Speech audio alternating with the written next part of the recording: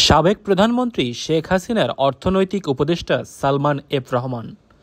অনেকের কাছে তিনি দরবেশ বাবা নামে পরিচিত তার শুষ্কমণ্ডিত চেহারা এবং সাদা সফেদ দাড়ির জন্য।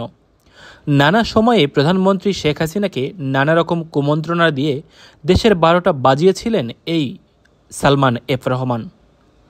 শেখ হাসিনা পালিয়ে যাবার পর জনমনে প্রশ্ন জাগে, সালমান এফ রহমান কোথায়? অনেকেই বলেন শেখ হাসিনার সঙ্গে একই হেলিকপ্টারে এবং একই বিমানে পালিয়ে গেছেন সালমান এফ রহমান।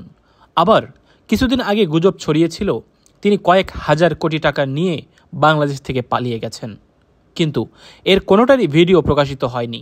অবশেষে জনতার আশা আকাঙ্ক্ষা এবং অপেক্ষার প্রতিফলন ঘটিয়ে সদরঘাটের একটি লঞ্চ থেকে গ্রেপ্তার করা হয় সালমান এফ রহমানকে। জানা যায় আইনমন্ত্রী আনিসুল হক এবং সালমান এফ রহমান ছদ্মবেশে গোপনে সদরঘাট থেকে একটি লঞ্চে উঠে বরিশাল বা পটুয়াখালীর দিকে যাবার চেষ্টা করছিলেন।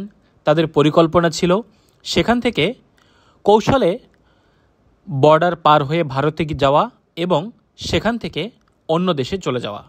কিন্তু বিধিবাম কথায় বলে, পাপের ঘরা পূর্ণ হলে সৃষ্টিকর্তা তাকে সেখানেই থামিয়ে দেন। তেমনি বিষয়টি ঘটল সালমান এফ রহমানের ক্ষেত্রে।